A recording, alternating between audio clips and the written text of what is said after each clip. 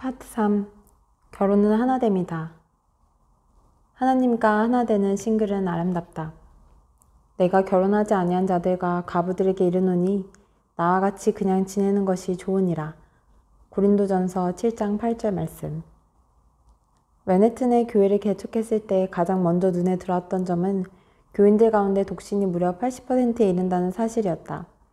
리디머 교회의 독신 비율이 맨해튼의 인구 통계와 비슷하다는 것을 알게 되기 전까지는 좀처럼 납득이 가지 않는 구성이었다. 처음 몇 달 동안은 싱글들에게 결혼과 가정에 관한 메시지를 전할 필요성이 있을까 싶을 정도였다.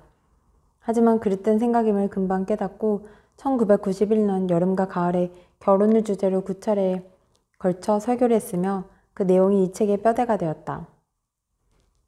결혼하지 않은 이들에게 결혼에 관한 메시지를 전해야겠다는 생각을 품게 된 동기는 깊이 있고 균형 잡힌 결혼관을 갖추지 못하면 독신 생활을 제대로 유지할 수 없다는 생각에서였다.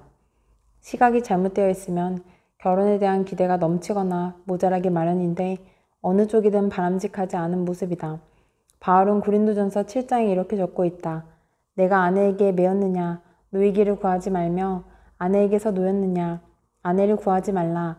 그러나 장가가도 죄짓는 것이 아니오 처녀가 시집가도 죄짓는 것이 아니로되 이런 이들은 육신에 고난이 있으리니 나는 너희를 아끼노라. 언뜻 보기엔 아주 혼란스러운 본문이다. 결혼을 근사하게 그려냈던 에베소서 5장 21절 말씀과는 완전히 다른 분위기다. 고린도전서 7장을 쓸 무렵 사도에게 몹시 기분 나쁜 일이 있었던 것일까? 그 중에는 당시 바울이 머자나 예수님이 다시 오실 거라는 확신을 품고 있어서 이런 결혼관을 피력했을 것이라고 풀이하기도 한다. 그렇다면 그로부터 오랜 세월이 흘렀으니 바울의 생각이 틀렸다는 말인가?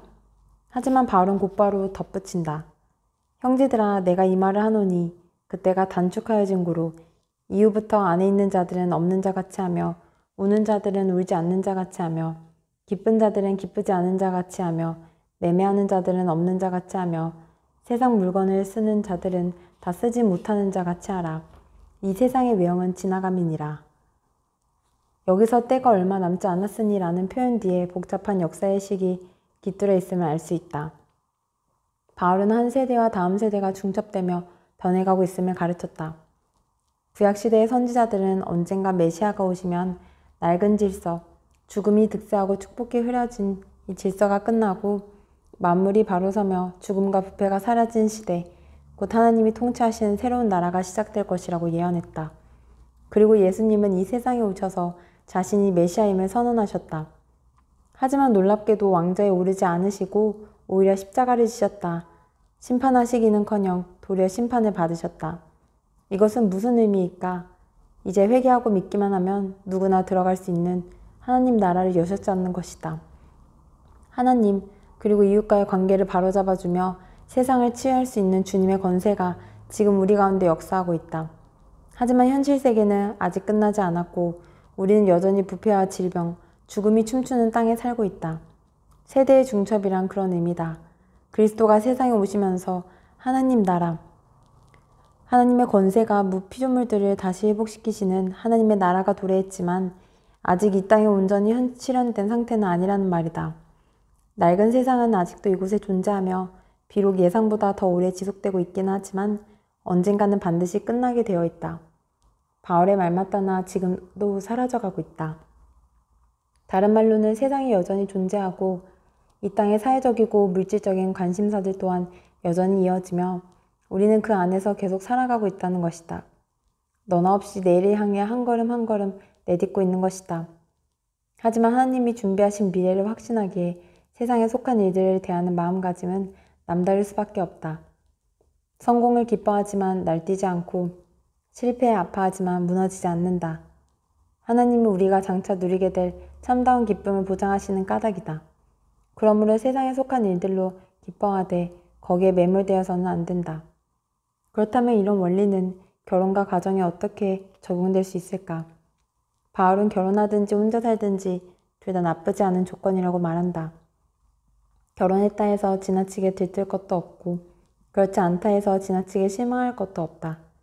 그리스도는 참다운 만족을 주실 수 있는 유일한 배우자이며 진정으로 포용하고 필요를 채워줄 분이기 때문이다. 독신의 유익. 이러한 배경을 가지고 돌아보면 독신과 결혼에 대한 바울의 설명이 얼마나 급진적인지 더 확실하게 알 수 있다. 스탠리 하워바스는 기독교야말로 독신의 삶의 형식 가운데 하나로 제시한 첫 번째 종교라고 주장한다. 유대교를 비롯한 여타 종교들과 기독교를 가르는 명백한 차이 가운데 하나는 독신에 대한 형성자의 아이디어를 추종자들의 전형적인 삶의 양태로 받아들였다는 데 있다. 고대 종교와 문화는 거의 모두 가정을 이루고 아이를 낳는 일에 절대적인 가치를 부여한다. 가문의 영예를 떠난 영예는 존재하지 않는다. 상속자가 없으면 의미도 유산도 영원히 이어질 수 없기 때문이다. 아이들이 없다면 미래도 없다. 그러기에 미래를 향한 가장 큰 소망은 아이를 갖는 것이었다. 고대 문화에서 오랫동안 싱글로 사는 성인은 완전히 자기를 실현하지 못한 인생으로 취급받았다. 하지만 기독교의 정수인 예수님과 가장 중요한 신학자 바울은 둘 다 평생 독신으로 살았다. 따라서 독신으로 사는 이들을 결혼한 성인들보다 미숙하다거나 완전히 연글지 않았다는 식으로 볼 근거가 없다. 완벽한 인격체였던 예수님도 싱글이었기 때문이다. 고린도전서 7장에 기록된 바울의 평가에 따르면 독신은 하나님의 축복을 받는 좋은 조건이며 여러 가지 정황으로 볼 때 사실상 결혼보다 낫다. 이처럼 혁명적인 자세를 가졌던 초대교회는 바울의 편지들에서 보듯 누구한테도 결혼에 대한 압박감을 주지 않았으며 가난한 미망인들을 제도적으로 지원하여 재혼하지 않고도 살아갈 길을 열어주기까지 했다. 어느 사회사학자는 이렇게 설명한다. 남편을 잃고 혼자가 되는 경우 그리스도인 여성들은 상대적으로 상당히 유리했다. 신앙이 없는 미망인들은 재혼이라는 사회적 압력에 심하게 시달렸다. 심지어 아우구스티누스 황제는 2년 안에 다시 결혼하지 않을 경우 벌금을 물리기까지 했다. 그와는 대조적으로 그리스도인들 사이에서는 미망인들을 대단히 존중했으므로 어떤 면에서는 재혼 의지가 다소 떨어졌던 게 사실이다. 교회는 기꺼이 가난한 미망인들을 지원했으며 재혼 여부는 본인의 선택에 맡겼다. 남편을 잃은 뒤에 재혼하지 않은 여성들은 열심히 이웃들을 섬기고 선행을 베풀었다. 어째서 초대교회는 이런 태도를 보였던 것일까?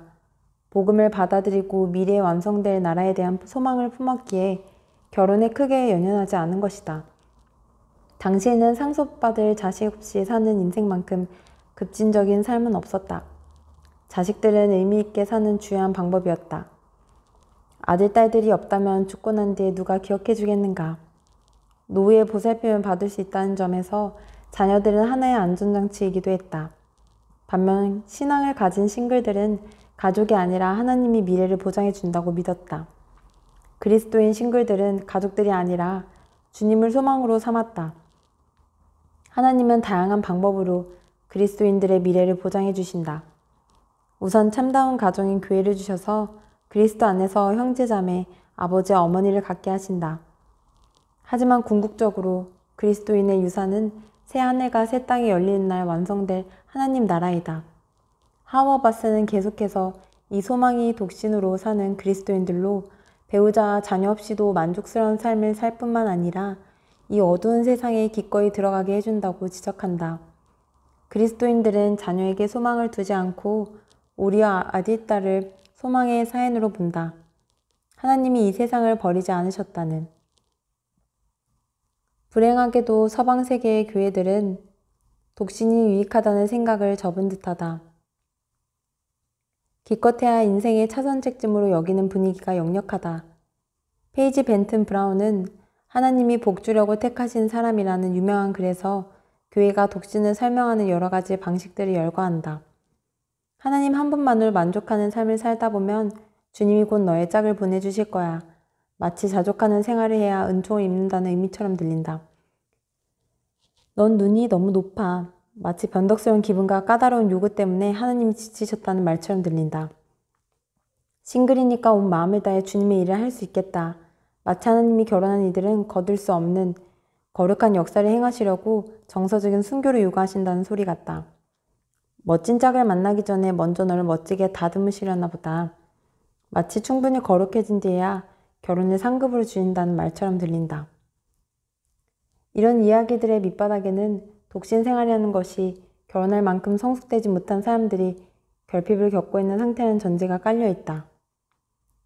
브라운의 반응은 고린도전서에 기록된 바울의 설명과 같은 맥락을 따른다. 나는 남편에 맞게 합당치 않을 만큼 영적으로 불안정하거나 너무 성숙해서 어울리는 상대가 없는 탓에 혼자 살고 있는 것이 아니다. 하나님이 너무도 풍성하게 채워주셔서 더 바랄 것이 없기 때문에 싱글로 살 따름이다. 바울의 논리나 태도와 정확하게 들어맞는 말이다. 기독교는 다른 종교나 세계관에서 유래를 찾아볼 수 없을 만큼 단호하게 독신의 유익을 인정한다.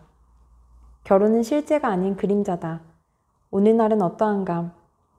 아직까지도 전통 문화가 지배하는 비서구권 사회에서는 여전히 개인의 소망을 가족과 자녀들에게 두는 암묵적인 분위기가 강하다. 서구 사회에서는 있을 수 없는 일이지만 그렇다고 해서 결혼에 대한 압력이 전혀 없다는 뜻은 아니다. 앞에서 이야기한 것처럼 서구 문화는 영적으로든 정서적으로든 완벽할 정도로 딱 들어맞는 짝을 찾아서 천상의 사랑을 나누는 데 소망을 두라고 유혹한다. 남녀가 진정한 사랑을 찾는 데서 시작하여 마침내 그런 사랑을 만나는 것으로 마무리되는 디즈니 스타일의 대중문화 내러티브는 헤아리기조차 어려울 정도로 넘쳐난다. 이런 문화 상품들에는 우리의 인생에서 로맨스와 결혼만큼 중요한 것은 없다는 메시지가 담겨 있다. 나머지는 죄다 사족과 같은 것이다. 그러니 서구사회든 전통사회든 독신으로 사는 인생은 아무런 삶처럼 보일 수밖에 없는 것이다. 그러나 신약 성경의 입장은 다르다. 고린도전서 7장에서 에베소서 5장에 이르기까지 결혼관을 설파하는 것처럼 보이는 본문들도 천천히 읽어보면 실제로는 독신 생활이 유익하다는 사상을 더 강력하게 뒷받침하고 있다. 어떤 점에서 그런가? 이미 살펴본 바와 같이 에베소서 5장은 궁극적으로 결혼이 섹스나 사회적 안정, 자아 실현의 문제가 아니라고 가르친다. 결혼은 주님과 맺은 지극한 사랑의 관계와 연합을 인간의 수준에서 반사하도록 만들어진 제도다. 장차 완성될 하나님 나라의 예표이자 맛보기인 셈이다. 이처럼 고상한 시각으로 보자면 결혼은 그림자에 지나지 않는다. 심령이 소망하는 참다운 결혼, 마음이 향하게 되어 있는 참다운 공동체를 부분적으로만 보여주기 때문이다. 남편과 아내가 이것을 제대로 인식하지 못한다면 결혼 생활을 제대로 이끌어가기가 힘들다. 제 아무리 금슬이 좋아도 그것만으로는 하나님이 심중에 남겨두신 공백을 채우지 못하기 때문이다. 그리스도로 만족하며 그분과 따뜻하고 온전한 사랑의 교제를 나누지 못한다면 결혼 생활을 통해 인간적인 성취를 맛보고자 하는 욕구만 커져서 온갖 병적인 현상들이 삶 속에 나타나게 될 것이다. 이것은 싱글들에게도 동일하게 중요한 문제이다. 주님과 만족스러운 사랑의 관계를 형성하지 못하면 결혼에 대해 과도한 기대나 환상을 가지게 되고 결국 행복한 삶을 살지 못하게 될 가능성이 크다.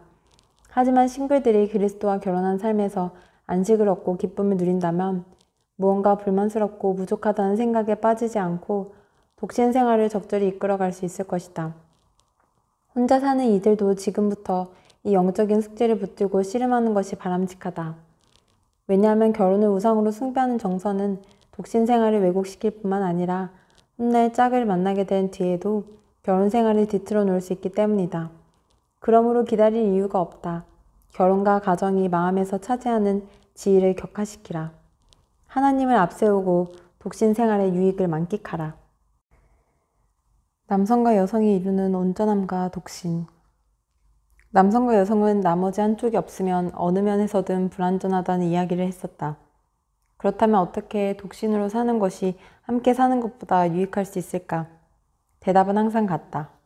이번에도 예수 그리스도 안에서 그 실마리를 찾아야 한다. 그리스도인 싱글들이 교회 안에서 상속자와 가족을 얻게 되는 것과 마찬가지로 형제들은 그들의 자매들을, 자매들은 그들의 형제들을 교회 안에서 찾아야 한다. 그리스도인의 공동체인 교회는 단순한 클럽이나 같은 관심사를 가진 단체와는 차원이 다른 모임이다. 복음에 대한 믿음과 체험은 그리스도인들 사이를 혈연, 인종적인 소속감, 국가적인 정체성을 비롯해 그 어떤 관계와도 비교할 수 없을 만큼 단단하게 서로를 결합시켜준다.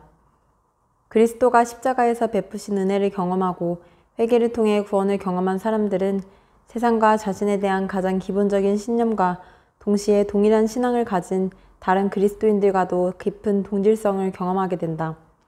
혈육을 나눈 형제자매들과 이웃들 또는 같은 인종과 국민들도 물론 사랑하지만 이들은 심오한 본성과 실존에 대한 신념을 공유한 관계는 아니다. 이제는 그리스도인이 먼저이고 유럽인이라거나 라틴 아메리카 출신이라거나 아시아인이라는 혈통은 부차적인 것이 되었다. 그리스도인이 먼저고 켈러니, 스미스니, 존이니 하는 성도 두 번째가 되었다. 내가 아시아인이면서 아시아인이기를 포기하고 다른 민족이 되었다는 뜻이 아니다.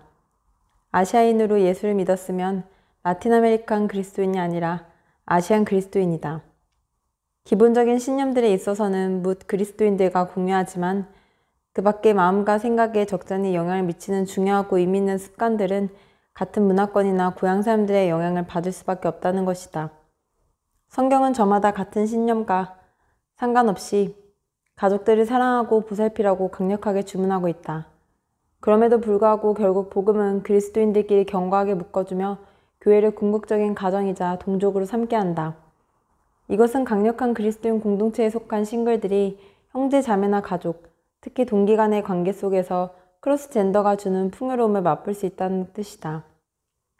개인적인 경험으로 미뤄볼 때 다양한 기질과 문화에 부합되는 단일하고도 상세하며 구체적인 남성다운 또는 여성다운 특성을 찾아내는 것은 거의 불가능한 것 같다. 쓸데없이 남성성과 여성성의 의미를 규정하려 든다든지 부정하거나 억압할 것이 아니라 그리스도인 공동체마다 세대와 문화, 민족과 지역에 따른 남녀 간의 불가피한 차이를 살피고 받아들이길 제안하고 싶다. 다른 점이 드러나길 기다리고 정확하게 파악해서 공동체 안에서 함께 이야기하라. 세대와 문화, 장소를 공유하는 남성과 여성들이 가진 우상을 분별하라. 세대와 문화, 장소를 공유하는 남성과 여성들이 보유한 장점과 강점도 찾아내라. 의사소통 방식, 의사결정 기법, 리더십 스타일, 삶의 우선순위, 일과 가정의 균형 등에 주목하라. 전반적인 이해가 생겼으면 존중하고 인정하라. 이때 그 중심에 복음이 없으면 기질적, 문화적, 성적 차이가 윤리적 덕목으로 변질되기 쉽다. 그렇게 되면 자존감을 붙돋우는 방편으로 전락해서 일종의 행위를 통해 의로움을 확보하려는 시도 또는 우월한 지위를 손에 넣는 방식이 된다.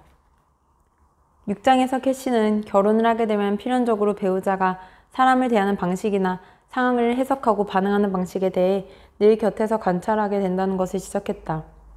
이것을 크로스젠더가 주는 풍요로움이라고 부르기로 하자. 이런 식으로 남성과 여성은 서로 온전해지며 함께 하나님의 형상을 반영하게 된다. 그러나 오로지 결혼한 남녀만이 그럴 수 있는 것은 아니다. 이러한 일은 마음과 삶을 공유하는 강력한 그리스도인 공동체에서도 자연스럽게 일어날 수 있다.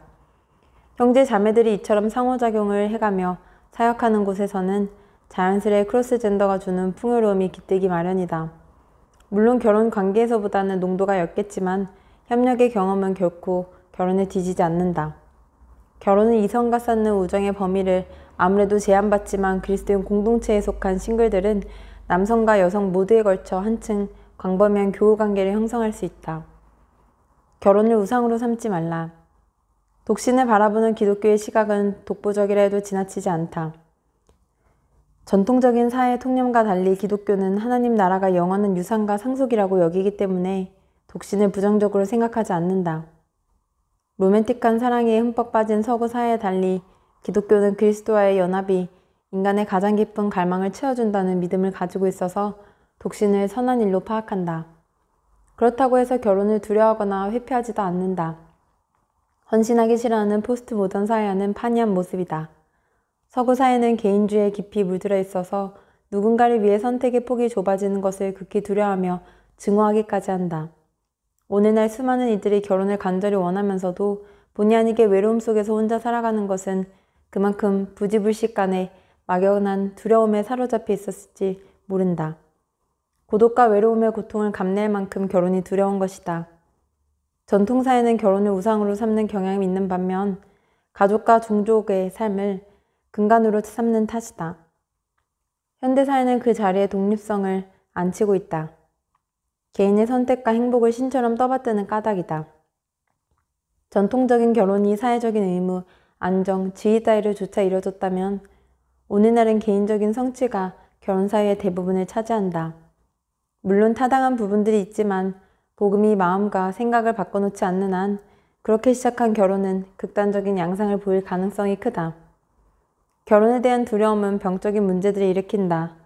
혼인을 기피하는 현대 문화가 불러온 대표적인 폐단은 싱글들이 지나치게 완벽주의자여서 사실상 충족시키기 불가능한 기준으로 배우자를 바라본다는 것이다.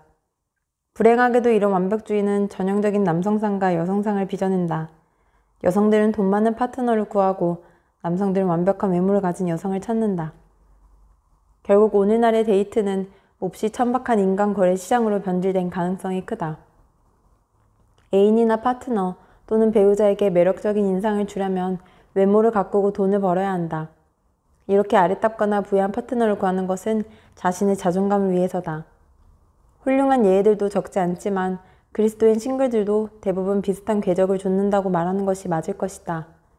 신앙을 가진 독신들도 속으로는 후보들의 외모, 품위, 재정적이거나 사회적인 지위 따위를 검토해서 부적격이다 싶으면 즉시 마음에서 지워버린다.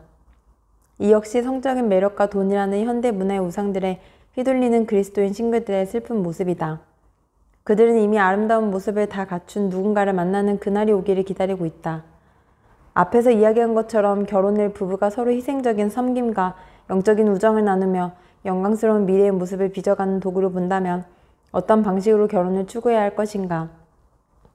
사랑으로 진실을 말해줄 짝을 만나서 독특하면서도 근본적인 방식으로 서로를 가르치고 다듬어가는 결혼의 소명을 직시한다면 어떤 일이 벌어질까? 하나님이 배우자의 삶 가운데 행하고 계신 영광스러운 역사를 깊이 사랑하게 된다면 결혼이 어떻게 달라질 것인가?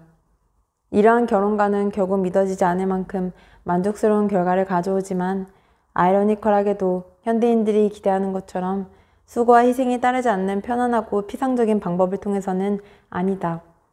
대신 제대로만 간다면 사랑과 평화, 기쁨, 소망 같은 성품이 눈에 띄게 자라고 깊어져서 가슴 벅찬 만족을 가져다 줄 것이다.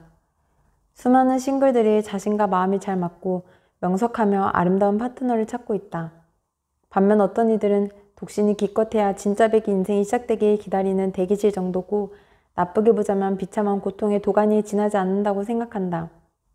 전자에 해당하는 싱글들은 두려움과 완벽주의 탓에 배우자와 더불어 가꾸어 나가는 삶의 온갖 훌륭한 측면들을 간과해버린다. 후자에 속하는 독신들은 스스로의 결핍 때문에 사람들을 밀어내거나 절박한 심정에 몰려 최악의 선택을 하기도 한다. 첫 번째 유형의 싱글이 두 번째 기질을 가진 상대와 사귀는 경우에는 서로 깊은 상처를 주는 조합이 될 수 있다. 페이지 브라운은 독신에 관한 글의 말미에서 균형 잡힌 그리스도인의 마음가짐을 보여주고 있다. 상황을 직면하자. 독신은 본질적으로 어디가 모자라는 상태가 아니다. 그러나 결혼은 꼭 하고 싶다. 날마다 그렇게 기도한다. 누군가를 만나서 2년 안에 식을 올리게 될 수도 있다.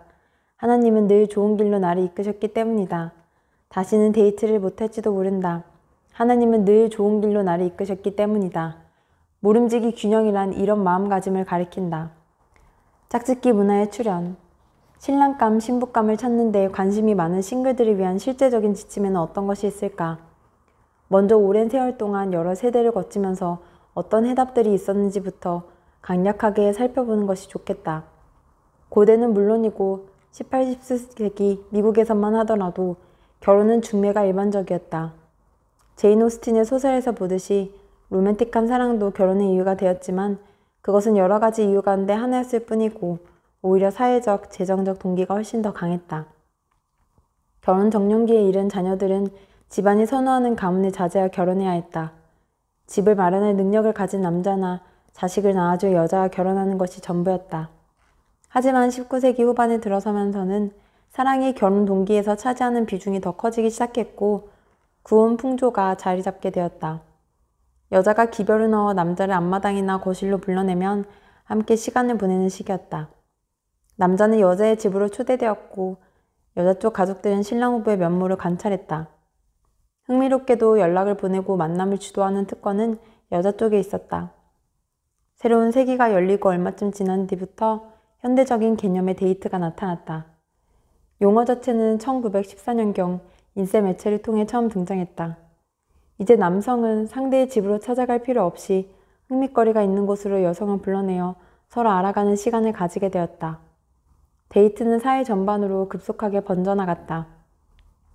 이제 만남은 가족이라는 틀에서 벗어나 시종일관 개인 중심적으로 되었고, 로맨스의 초점 또한 우정과 성품을 평가하는 것이 아닌 돈을 쓰고 과시하고 즐기는 쪽으로 변해갔다. 마지막 변화는 최근에 일어났다. 21세기에 들어서자마자 짝짓기 문화가 얼굴을 내밀었다. 이렇게 흐름이 바뀌고 있다는 사실을 처음 전한 매체 가운데 하나인 뉴욕타임스 매거진은 한 기사에서 10대들이 이성을 짜증스럽고 까다로운 존재로 여기며 데이트를 시작하면 무언가를 주고받고 의사소통을 해야 하고 서로 다른 상대를 다루는 법을 배워야 하는 따위의 일을 고단하게 생각한다고 전했다.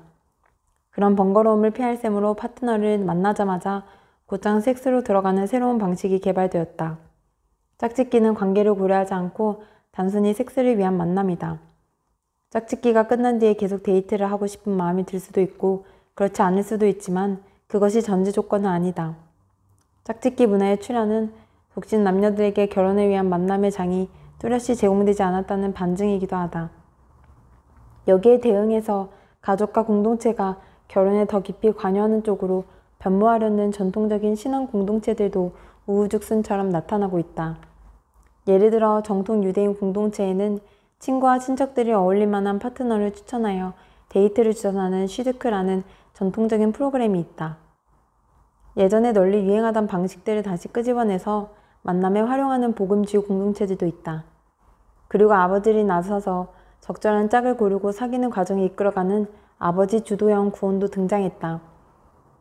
개인적으로는 구혼 시대로 돌아가자는 움직임은 전반적으로 여러 가지 문제점들을 내포하고 있다고 본다.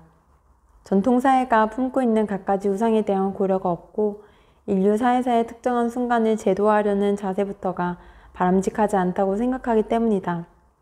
구혼을 하기보다는 차라리 집안끼리 모든 것을 결정하던 시절로 되돌아가는 편이 더 낫지 않겠는가. 당시에도 공동체 구성원들끼리 서로 잘 알고 지내는 안정된 사회가 상당 기간 유지되었다. 로렌 위너의 말 그대로다. 스스로 대학 공부를 마치려고 대륙을 가로질러 온 26살 젊은이를 생각해보자. 로맨틱한 삶과 관련해 공동체가 해줄 수 있는 일은 지난 26년 동안 나고 자랐던 조그만 마을, 그러니까 지역에 있는 학교를 졸업하고 나면 지역에 있는 서점에 취직하는 식의 패턴이 일반적인 공동체의 역할과는 생판 다를 수밖에 없다. 이런 예를 드는 것은 요즘처럼 혼란스러운 시기에 그리스도인들이 온갖 난간을 헤치고 전진할 수 있는 방안을 생각할 때 검토해볼 만한 흥미로운 방식이라는 판단이 들어서다. 현대인들은 예전과는 비할 수 없을 만큼 기동력이 좋아진 세대에 살고 있다. 따라서 전통적인 개념의 이웃이라든지 사회나 가족의 네트워크가 가지는 영향력은 눈에 띄게 약해졌다. 이러한 현실에서 구시대의 접근 방식을 적용할 수 있을까? 돈과 섹스에서 눈을 돌려 성품에 주목할 수 있을까? 개인적인 만족을 추구하는 데서 돌아서서 공동체를 세우는 데 집중할 수 있을까? 결혼 상대를 찾는 과정에서 주변 공동체를 좀 더 개입시킬 수 있을까? 아마도 쉽지 않을 것이다. 그렇다면 이제부터 실제적인 가이드라인을 제시해보려 한다. 결혼 상대를 찾는 이들을 위한 실질적인 제안. 결혼을 추구하지 않는 시기가 있다는 것을 인식해야 한다. 적극적인 데이트나 결혼 상대를 찾으려 들 필요가 없는 시기 또는 시절이 있다. 곁에 누가 없으면 잠시도 견딜 수 없는 사람이라면 결혼을 우상으로 삼고 있었는지 모르겠다. 새 일을 시작하거나 새로운 학교에 들어가거나 부모가 세상을 떠나는 듯 몰입이 필요한 상황 또는 특별한 일 때문에 중대한 변화를 겪는 중이라면 새로운 관계를 시작하기에 적합한 시점이 아니다. 정서적인 부담이 큰 삶의 한 구비를 돌아선 직후라면 판단이 흘려진 가능성이 크다. 치유나 재정비의 시간에는 데이트나 결혼을 염두에 둔 만남보다 더 깊은 그리스도인의 우정이 절실한 법이다. 독신의 은사가 무엇을 말하는지 정확히 알아야 한다. 고린도전서 7장 7절에서 바울은 독신을 은사라고 불렀다. 이것은 일반적으로 결혼에 대한 관심이나 욕구가 완전히 결핍된 상태를 일컫는 말이다. 그렇게 보면 독신의 은사가 있다는 말은 결혼과 관련된 정서적인 갈등이나 불안 또는 기대 따위를 전혀 느끼지 못한다는 뜻으로도 되풀이될 수 있다. 적어도 독신의 은사는 없는 것 같아 라는 우스갯소리는 사실과 아주 가까운 농담인 셈이다. 바울이 말한 은사가 무엇인지 정확히 분별하는 것은 대단히 중요하다. 그렇지 않으면 로맨틱한 욕구가 생기지 않은 것을 두고 하나님이 주신 선물이라고 속단할 우려가 크다. 결혼에 무관심한 데는 이기적인 심령, 우정을 유지하는 능력 부족, 이성을 무시하는 마음가짐을 포함해 여러 가지 건전하지 못한 이유가 있을 수 있다. 바울의 글을 보면 다른 이들을 세우도록 하나님이 주신 능력을 가리켜 늘 은사라고 말하는 것을 볼 수 있다. 따라서 독신의 은사 역시 배타적이고 스트레스에서 자유로운 상태를 이야기하는 것이 아니다. 독신으로 사는 결정이 바울에게 은사가 될 수 있었던 요인은 결혼한 남성으로서는 감당할 수 없을 정도로 사역에 집중할 수 있게 해줬다는 데 있다. 바울은 요즘 독신으로 사는 이들이 겪는 이른바 감정적 씨름을 충분히 경험했음에 틀림없다. 어쩌면 결혼하고 싶은 마음이 간절했을지도 모른다. 하지만 그런 상황들을 거치면서 하나님과 다른 이들을 섬기는 삶의 능력을 발견했을 뿐만 아니라 독신 생활이 대단히 큰 영향력을 가지고 있으며 나름 독특한 면모가 있음을 깨달았을 것이다. 바울이 말한 독신의 부르심은 내면의 갈등이 전혀 없는 상태도 아니고 끔찍한 씨름도 아니라는 점을 염두에 두라. 그것은 혼자라는 상황을 통해 삶과 사역에서 넉넉한 결실을 거두는 것을 가리킬 따름이다. 이런 은사를 가졌더라도 몸부림치는 순간이 있겠지만 정말 중요한 것은 그런 씨름에도 불구하고 스스로 영적으로 성장하며 다른 이들의 삶을 풍성하게 이끌도록 하나님이 도우신다는 점이다. 독신의 은사는 선택받은 소수만을 위한 선물이 아니다. 평생 계속될 수도 있지만 그렇지 않은 경우도 있다. 나이가 들수록 결혼 문제를 더 진지하게 받아들이라. 데이트에는 다양한 스펙트럼이 있다. 한쪽 끝은 밖에 나가 이것저것 재미있는 이들을 함께하는 만남이다. 하지만 오락은 핑계일 뿐 주 목적은 자신이 원하는 특정한 상대와 함께 시간을 보내고 곁에 있고 싶어서다. 반대쪽 끝에는 자신이 바라고 기대하는 일들을 하러 가는 데이트가 있다. 상대는 그저 에스코트, 그러니까 함께 따라가줄 동행일 뿐이다. 상대적으로 어린 시기에는 후자가 더 적당하며 장차 결혼할 것을 염두에 두고 파트너를 평가해 볼 필요가 없다. 하지만 나이가 들수록 누구나 나랑 계속 만나는 걸 보면 분명 나랑 결혼하는 것까지도 진지하게 고려하고 있을 거야 라는 생각을 가지게 된다. 나이가 찼음에도 불구하고 후자에 해당하는 데이트를 고수하는 경우에는 명확하다는 소리를 듣기 쉽다. 한쪽에선 데이트를 진지한 관계의 신호로 믿는 반면 상대방은 흥미로운 일을 하면서 함께 즐기는 정도로 여기는 것은 인간이 처할 수 있는 가장 고통스러운 상황 가운데 하나가 될 것이다. 그러므로 무엇보다 나이에 맞게 행동하라고 조언하고 싶다. 10대들은 앞으로 몇 년 동안은 상대방을 충족시킬 수 없는 정서적이고 신체적인 욕구를 자극해서는 안 된다. 하지만 30대 싱글이라면 이야기가 다르다. 비슷한 나이의 파트너와 여전히 즐기는 수준의 데이트를 지속하게 고집한다면 인간의 감정을 가지고 장난을 치는 결과가 된다는 것을 알아야 한다. 나이가 들수록 더 자주 데이트를 하러 나가야 하고 양쪽 다 결혼을 염두에 둔 만남이라는 사실을 최대한 빨리 인식해야 한다. 예수를 믿지 않는 이하 깊은 감정에 휩쓸리지 않도록 조심하라. 이 책을 읽을 정도의 독자들이라면 크게 놀라진 않겠지만 논란의 여지가 있는 것은 사실이다. 성경은 곳곳에서 그리스도인들에게 같은 신앙을 가진 이들과 결혼하라는 입장을 보인다. 예를 들어 고린도전서 7장 39절에서 바울은 가르친다. 아내는 그 남편이 살아있는 동안에 매여 있다가 남편이 죽으면 자유로워 자기 뜻대로 시집갈 것이나 주 안에서만 할 것이니라. 고린도후서 6장 14절을 비롯한 또 다른 성경 본문들도 같은 원칙을 내세우며 마땅히 그러해야 한다고 단언한다. 유대인과 이방인의 결혼을 금지하는 구약 성경의 여러 구절들은 언뜻 동족 안에서만 배우자감을 차지하는 명령처럼 비춰지지만 민수기 12장 같은 본문들을 보면 하나님이 염려하신 부분은 혈통이 아니라 신앙이 다른 상대와 결혼하는 행태였음을 알 수 있다. 믿음이 같지 않은 이들과 결혼하지 못하도록 막는 것은 편협한 처사라고 생각하는 이들이 많지만 성경이 이런 규정을 제시하는 데는 분명한 이유가 있다. 파트너와 그리스도인의 신앙을 공유하지 못한다면 이 편이 하는 일들을 속속들이 이해시키기가 쉽지 않다. 삶의 중심이 예수님인가? 그렇다면 상대방은 이 편을 전혀 이해하지 못한다는 뜻이기도 하다. 무엇이 이 편의 삶을 이끌어가는지, 행동 하나하나의 근본 동기가 어디에 있는지 납득하지 못할 것이다. 앞에서 살펴본 바와 마찬가지로 결혼하기 전까지는 아무도 파트너를 완전히 알 수 없다. 그러나 그리스도를 향한 믿음을 공유한 남녀가 결혼을 하게 되면 최소한 짝이 가진 근본적인 동기와 인생관의 골자 정도는 알고 시작하는 셈이다. 반면에 이 편이 단단히 붙들고 있는 신앙의 핵심을 나누지 못하는 이와 부부가 되면 상대방이 도무지 이해할 수 없는 결정을 수없이 되풀이할 수밖에 없다.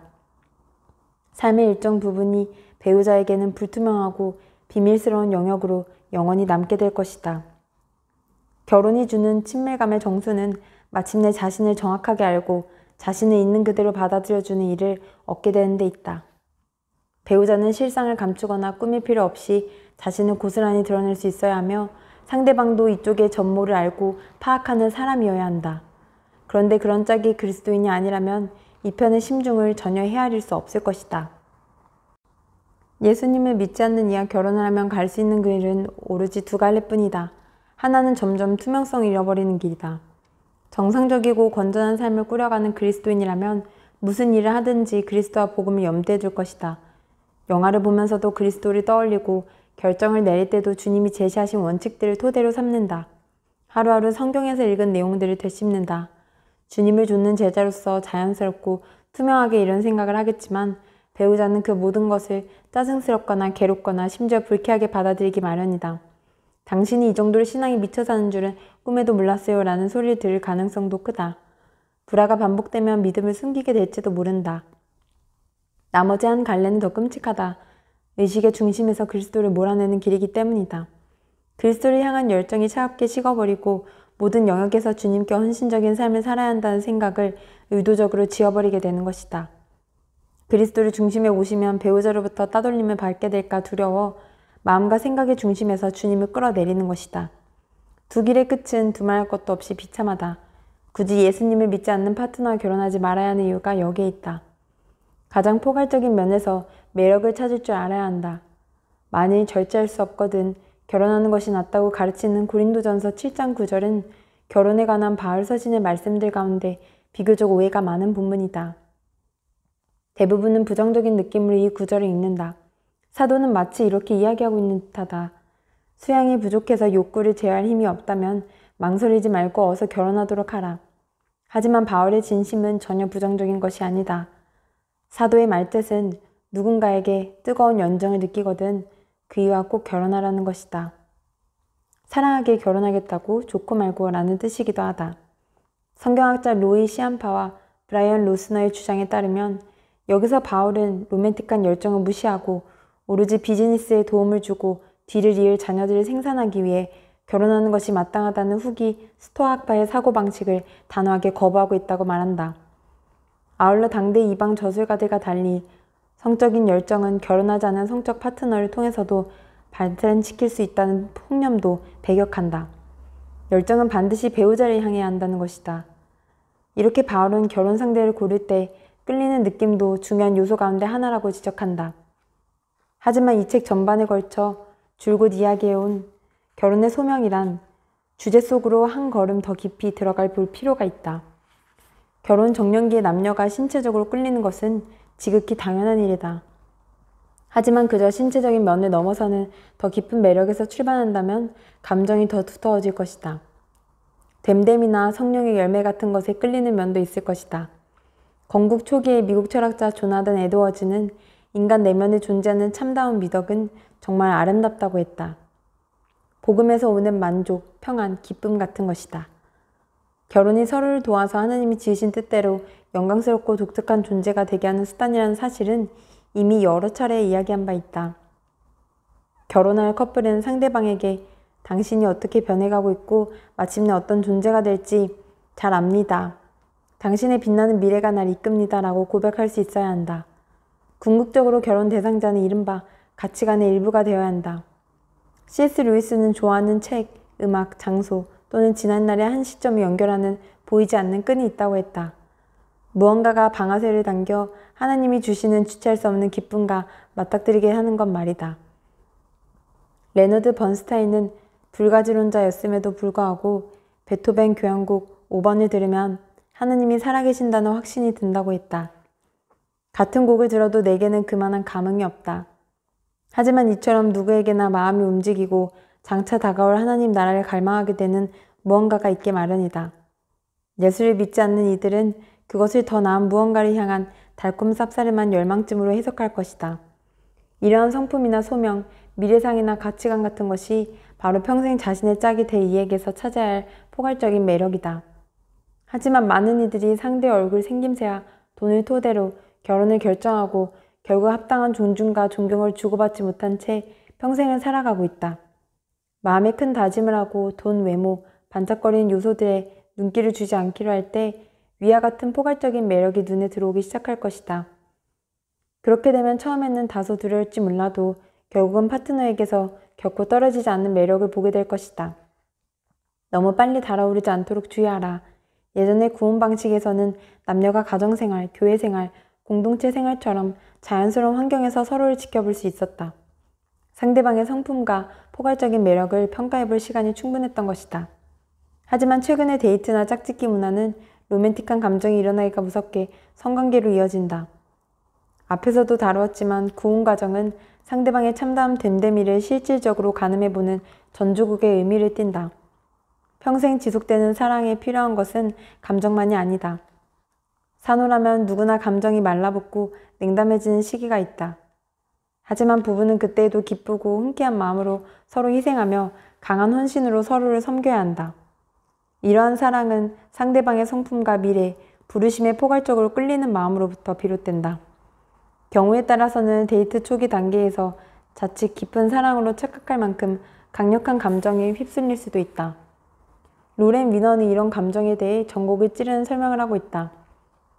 누군가 사랑에 빠지면 연인을 배려하는 것처럼 보이지만 실상은 정반대다.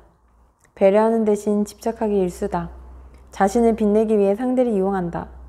사랑하는 이에게 투영된 자신의 이미지에 반해서 상대의 존재를 즐기고 누리기에 여념이 없다. 이는 그리스도인의 사랑과 상반된다. 심지어 연인을 우상처럼 떠받드는 행동도 겉보기에는 상대를 위하는 것 같지만 실은 다 자신을 위한 일이다. 상대방을 하나님이 지으시고 구원하신 한 인간으로 진지하게 받아들인 것이 아니라 완벽하고 용감무쌍하며 숭고하며 온갖 필요를 말끔히 채워줄 존재로 여기기 때문이다. 이처럼 서로를 향해 불타는 감정을 느끼더라도 시간이 흐르면 사라지기 마련이고 때로는 그 애정이 상대를 향한 적대적이고 쓰디쓴 감정으로 변할 수도 있다. 애당초 포괄적인 매력과 사랑이 없었다면 더욱 그렇다. 요즘의 관계는 상대방의 심각한 결점을 보지 못할 만큼 감정적으로 빠지는 데서부터 시작하여 분노와 한멸에 사로잡혀 상대방의 장점까지 놓쳐버리는 지점까지 너무나 빨리 한달음에 달려간다. 그렇다면 어떻게 해야 하는가? 요즘 젊은이들과 상담을 하게 되면 적어도 2년 이상 살아보지 않고 결혼하는 것은 어리석은 행동 같다는 이야기를 자주 듣는다. 앞에서 했던 이야기를 해주면 못 믿겠다는 표정이다. 통계적으로 혼전 동거를 경험한 커플의 이혼 확률이 더 높다는 이야기이다. 오늘날의 데이트는 한바탕 놀이이자 섹스 파트너와 즐기는 유의쯤으로 전락하고 말았다. 결국 상대방의 성품을 평가할 만큼 일상을 들여다볼 뾰족할 방법이 없는 까닭에 동거를 택하는 측면이 적지 않다는 것을 새삼 느끼게 된다.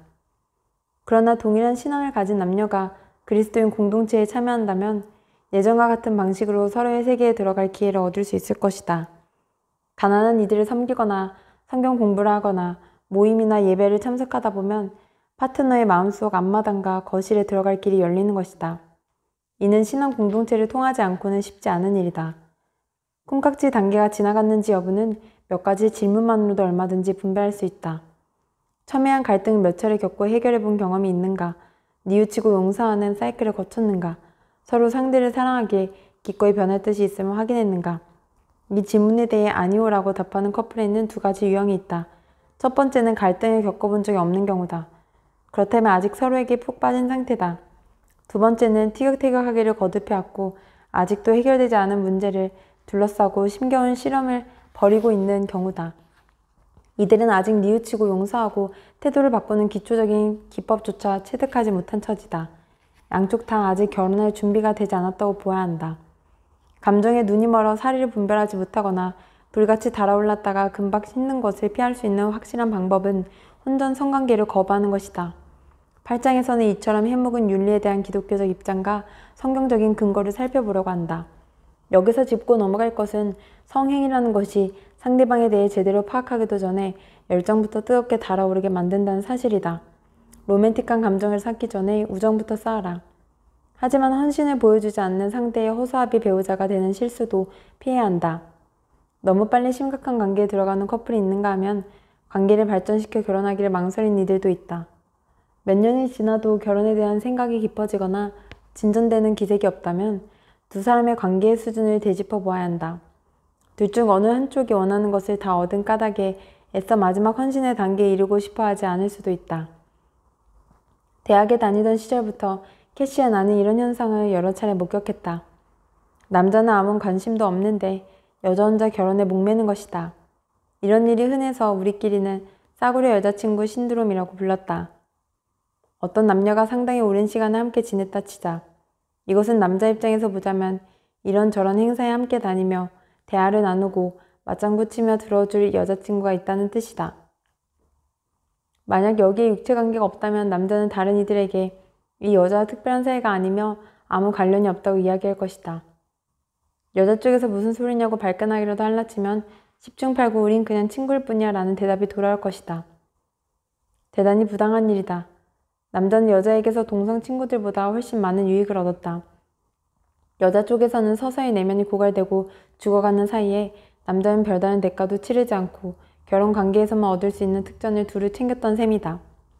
캐시와 나는 그런 사실을 간파한 것을 무척 뿌듯해했을 뿐 우리 관계에 적용해 볼 생각은 전혀 하지 못했다. 하지만 둘이 알게 된 지 몇 해가 지나자 우리 관계에도 비슷한 시기가 찾아왔다. 똑같은 일이 우리에게 벌어지고 있음을 꿰뚫어 본 캐시는 훗날 식구들끼리 대지 앞에 진주라고 부르게 되는 일정 연설을 하기에 이르렀다. 더없이 좋은 친구였고 비슷한 영성을 지닌 단짝이긴 했지만 그때까지도 나는 껄끄럽게 끝난 지난 관계 때문에 괴로워하고 있었다. 그때까지 줄곧 참고 이해해주던 캐시가 마침내 결단을 요구했다. 더는 안 되겠어요. 그동안 친구에서 애인으로 발전하길 기대했어요. 당신이 딱 집어 말하진 않지만 나를 친구 이상으로 생각하지 않는다는 것을 하루하루 확인할 수 있었어요. 내 쪽에선 줄곧 저울질을 당하고 일방적으로 매달리는 기분이었어요. 이제는 나를 거부한다는 느낌까지 드는군요. 더 이상 당신이 언젠가 날 친구 이상으로 받아주기만 기다리면서 이렇게 살 수는 없어요. 내가 진주고 당신이 돼지란 뜻은 아니지만 예수님이 진주를 돼지에게 던져주지 말라고 말씀하신 건 돼지가 진주의 가치를 몰라보기 때문일 거예요. 돼지는 진주를 그저 돌멩이쯤으로 여기겠죠. 나를 귀하게 여기지 않는다면 나를 당신 발 앞에 던져놓은 채 더 이상 목을 빼고 기다리지는 않겠어요. 절대로 못해요. 의도적이었든 그렇지 않든 거절은 너무 고통스럽거든요. 정신이 번쩍 들었다. 치열한 자기 설정절이 시작됐다. 그리고 2주 뒤 나는 마침내 결정을 내렸다. 공동체의 권면을 대폭 받아들여서 충실히 따르라. 구원 같은 옛 패턴들에는 친구와 친척들이 배우자 선택과 관련해 이런저런 조언을 해줄 여지가 많았다. 최근에 형성된 그리스도인 공동체들 가운데도 가족, 특히 아버지가 결혼과정 전반을 주관적으로 쪽으로 시도하는 사례가 있다. 하지만 그것이 현실적이지 못하며 결혼시키려는 젊으니까 특히 집에서 한동안 떠나 있었다면 더더군다나 실행하기 어렵다는 것쯤은 정통 유대교 공동체도 다 아는 바다. 게다가 기독교 신앙에 대해 이해도 없고 유익한 지침을 줄 수 없는 부모를 둔 그리스도인 젊은이들도 수두룩하다. 그럼에도 불구하고 기본적인 원칙은 늘 타당하고 또 중요하다. 결혼은 개인적으로만 결정한 문제가 아니며 개인의 시각은 종종 왜곡되기가 쉽기 때문이다. 한 걸음 더 나아가 다음과 같은 제안을 하고 싶다. 결혼한 이들의 공동체 차원에서 싱글들이나 다른 부부와 구체적인 정보들을 나눌 기회를 가지는 것이다. 서로 집으로 초대해 대접하고 친교를 나누는 것은 그리스도인들이 마땅히 해야 할 일이다. 그저 집 구경이나 시켜주는 것이 아니라 로마서 12장 10절 말씀대로 한 식구처럼 대하며 삶을 보여주는 것이다. 주님은 거룩한 자녀들이 서로에게 투명하게 자신을 드러내길 원하신다.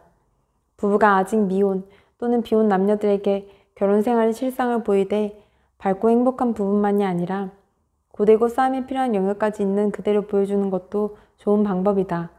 그것이 얼마나 큰 영향을 미치게 될지 상상해보라.